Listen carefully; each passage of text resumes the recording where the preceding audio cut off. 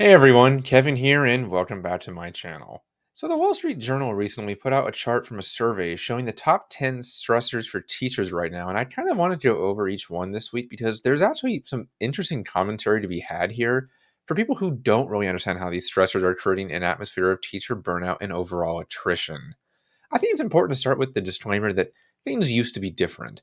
And now that sounds obvious, but what I mean by that is despite working conditions being less than ideal, pay not quite being as high as it should be, and there being an imbalance in our work and home lives, teachers flocked into the profession by the thousands for the stability, job security, and retirement and healthcare packages. Not to mention just the fact that we wanted to make a difference and we're altruistic. But that's not the way it is anymore, and those small positives no longer outweigh the negatives. Our desire to do good and to serve a vital purpose in our communities isn't attracting people anymore. Why? Well, because we're no longer silent about what's really going on like we used to be. Teachers and ex teachers like myself are very vocal now with how broken the system is, and that leads me right back to that list from the Wall Street Journal I wanted to go over. To start, student behavior is listed as the top reason, and though it wouldn't be top of my list personally, it certainly deserves a high spot regardless. Classroom management techniques that have worked for decades aren't working anymore because kids no longer face repercussions for their actions from administrators and parents. By and large, parents don't parent anymore, so we end up being the only ones actually trying to give kids boundaries and expectations. I'll never forget my last year of teaching where one particular student who was incredibly disruptive constantly made like baby animal noises in class to disrupt everyone and garner attention for himself never got any consequence for doing so. Or I can refer to the increasing levels of student violence that led to a consistent lack of teacher safety, like the two fires set in my classroom, fights that broke out, which were filmed and posted on social media, and students constantly being assaulted with few disciplinary responses. We've all seen the videos of teachers and aides being assaulted and beaten to a bloody pulp on the news, too. So you can see how widespread this is. We don't feel safe, and that level of stress alone has forced thousands to flee the classroom. Next, we have the topic of teacher pay, which I actually just put out a new video recently on. If you'd like to check it out, I'll link it up here for you. But to give you a brief summary of that, teacher pay is in fact very low when compared to other college educated professionals with the same level of degrees, training, and years of experience that we have.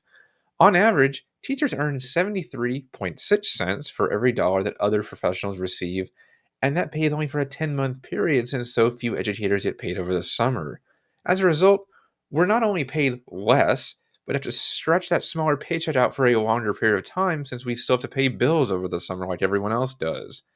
That's really frustrating and kind of a slap in the face of teachers if we're being honest. The next 2 points kind of go together because it relates to working too much.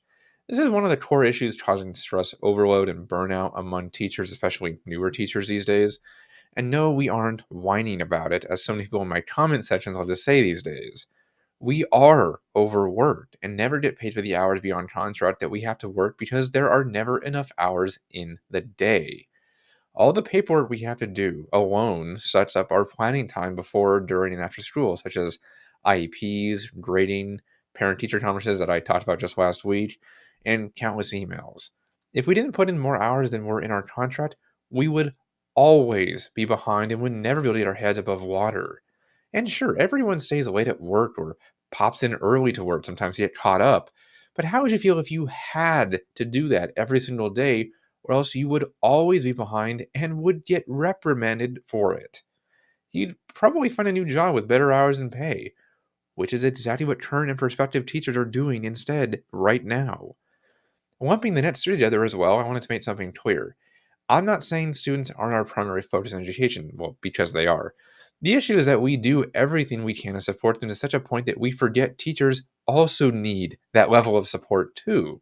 We constantly lose out on instructional time to IEP meetings, pep rallies, assemblies, fire drills, holiday breaks, phone calls that interrupt class, managing students who are on their phones or whatever, you name it, it happens.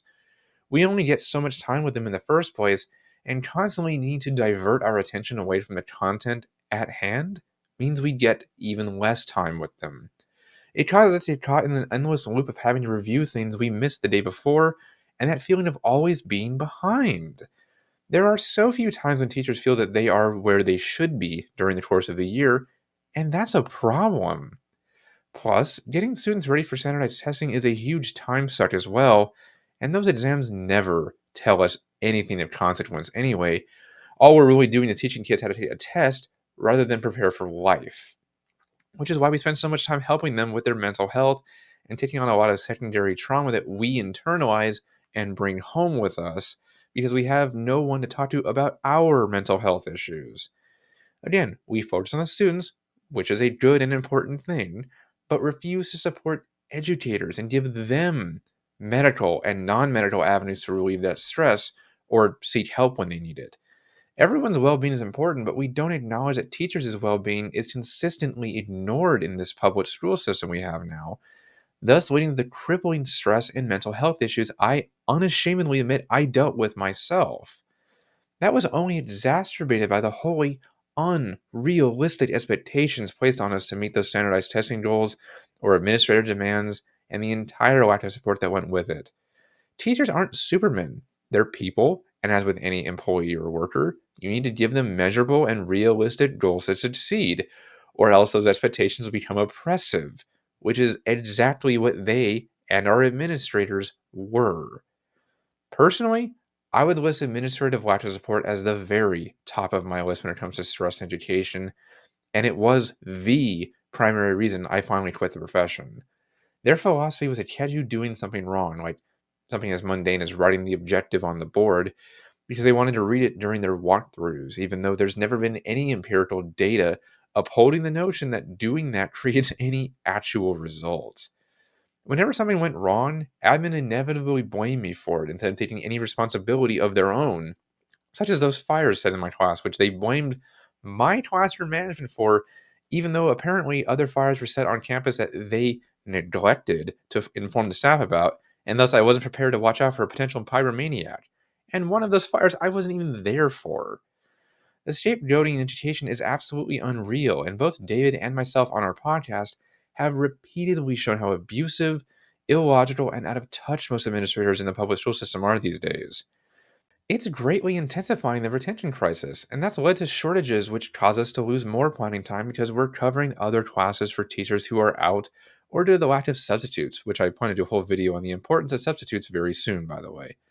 But sitting in someone else's class instead of having time to do all that grading and planning you already don't have the time for that I began this episode with discussing only leads to us feeling less able to keep up. It kind of brings this discussion full circle, actually. And as I say on our podcast constantly, every problem, strain in education that you pull and try to solve leads to a dozen other ones lifting up at the same time. Education is an interconnected and multi layered series of problems with band aid solutions that are left to teachers to fix on their own, even though they have all of the responsibility and none of the authority. Given enough time, the stress of that will inevitably cause teachers to snap, and well over 1.5 million of us have left in the last 5 years. And you know what else? It's only going to get worse until we do something about it. Well, guys, I hope you enjoyed today's episode, and I thank you for watching. If you could hit like and subscribe or leave a comment, it helps tremendously, and I really appreciate it. But that's it for today. And for now, I've been Kevin, and I'll see you for the next video.